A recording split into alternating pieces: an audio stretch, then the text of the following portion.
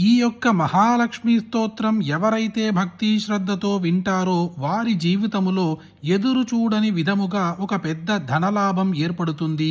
అలాగే వారి జీవితములో ఒక మంచి జరుగుతుంది.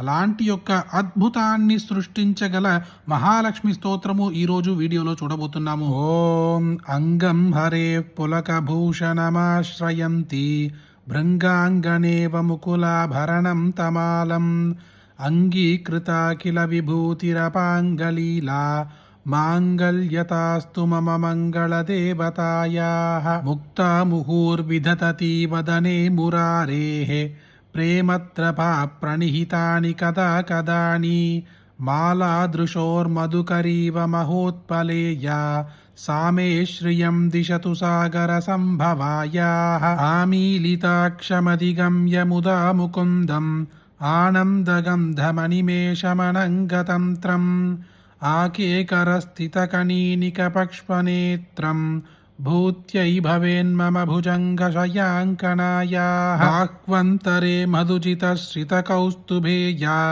హారావలీవ హరినీలమయీ విభాతి కామప్రదా భగవతోऽपि కటాక్ష్మమాలా కళ్యాణమావహతు మే కమలాలయాయాః కాలాంబుదాలిలలితో రసికైటపారేః ధారాధరే స్ఫురతి యా తటితంకణేవ మాతుః సమస్తజగతాం మహనీయమూర్తిః భద్రాణి మే దిశతు భార్గవనందనాయాః ప్రాప్తం పదం ప్రథమతః కిల యత్ప్రభావాత్ మాంగళ్యభాజి మధుమాదిని మన్మతేన మయ్యాపతేత్తదిహమంతరమీక్షణార్థం మందాలసం చమకరాలయ కన్యకాయాః విశ్వామరేంద్రపదవిప్రమదానదక్షం ఆనందహేతురధికం మురవిద్విషోऽపి ఈశన్నిషీదధుమయి క్షణమీక్షణార్థం ఇందీవరోదర సహోదరమిందిరాయాః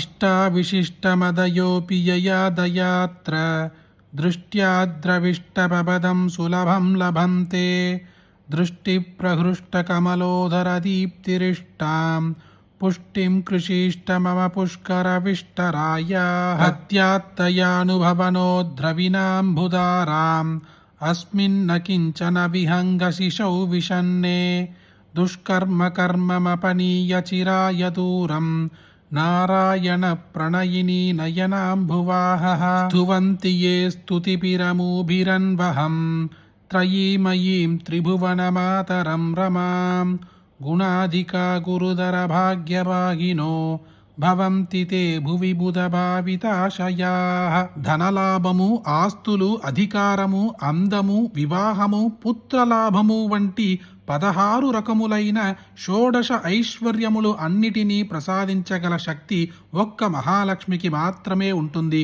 అలాంటి మహాలక్ష్మిని ప్రార్థించే స్తోత్రమే ఈరోజు మనం వీడియోలో చూసిన స్తోత్రం. ఈ స్తోత్రముని ఎవరైతే భక్తి శ్రద్ధతో వింటారో వారికి ఎదురు చూడని విధముగా ధనలాభము, ఒక మంచి కూడా వాళ్ళ జీవితంలో జరుగుతుంది. అలాంటి యొక్క మహాలక్ష్మి స్తోత్రం మీరొక్కరే వింటే సరిపోతుందా? మీకు తెలిసిన అందరికీ షేర్ చేయండి. ఈ వీడియోని లైక్ చేయండి. రేపు ఇంకొక వీడియోలో కలుద్దాం. జయ జయ శంకర, హర హర శంకర.